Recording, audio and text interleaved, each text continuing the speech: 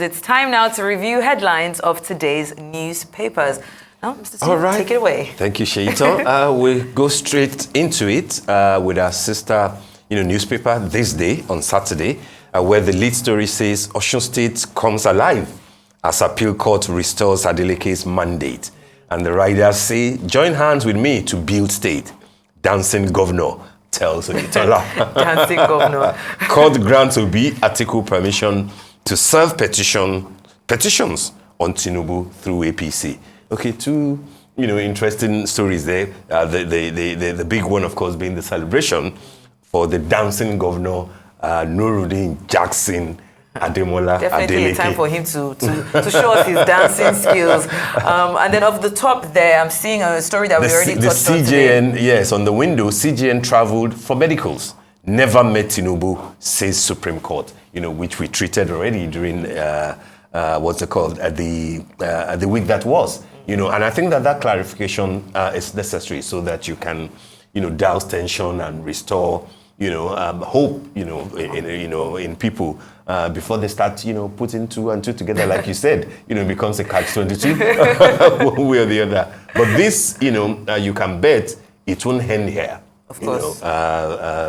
The CGN, if for all you care, will be under scrutiny, because of the major, litigation on the election, on the general election, that is coming. So, we'll see how it goes. But, he was in London for medicals, but then he didn't meet the president-elect. He's back in Nigeria. And we have the video evidence to show that he's back in Nigeria at the moment. Not only is he back, yesterday he went to Jumat. Yes. On Friday. On Friday. There's one story that there, I think the banner right here. Emefiele leads monitoring team as CBN restores cash supply. That's on page 5. We are hopeful. Just driving up to the office today on a Saturday morning, I could still see the long queues of people, by the ATM. By the ATM, trying to get some cash.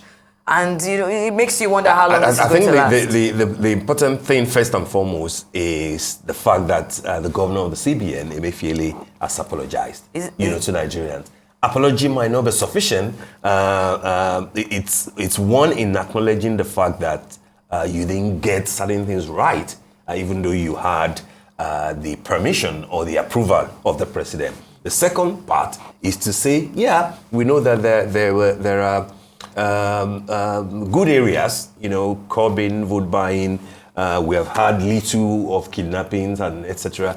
And then the whole idea of improving on cashless policy. These are beautiful ideas, but then it hasn't worked. Implementation, and it also shows that the capacity of the CBN to print the new note is very weakened. So, Emefiele should do a lot more than this. Lead the team. Work Saturdays and Sundays, as you have said, just restore, take people back to where they were, while you are still pursuing your cashless policies and everything. Because at the end of the day, by the end of this year, you won't have the old Naira notes to rely on anymore. You will have to either print more or find a way, to sort it.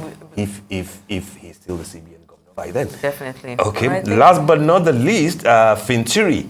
INEC's REC misled returning officer into declaring Adamawa governor election inconclusive.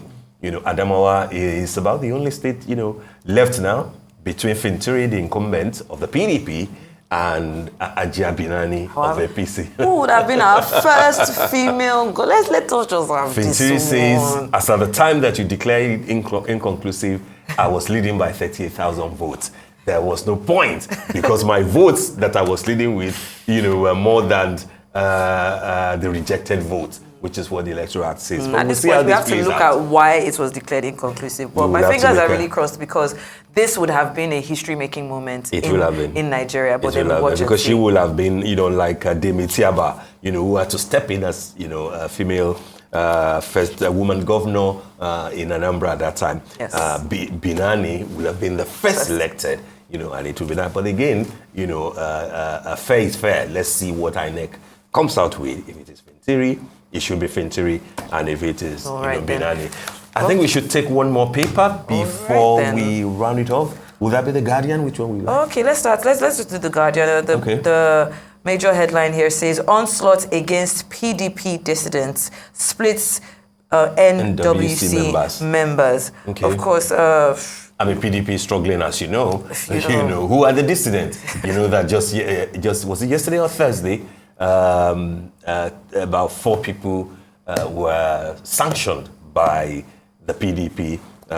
One of them, of course, former governor of Ekiti State, Oshokomole himself, Peter Adeleke, and of course the former Senate President, Pius Anyim, for anti-party activities. So PDP is hemorrhaging. PDP is struggling. Let's see what the NWC members, what they do, to bring the PDP back. Just like Dr. Amadi was saying the other time, the Southeast used to be the stronghold of the PDP, but now they're left with just one state, APC 2, ABGA 1, and Labour Party 1. Of course. Not the best of times for PDP. It definitely isn't. But we'll see how it goes. Yes, of course. Now that all right, then.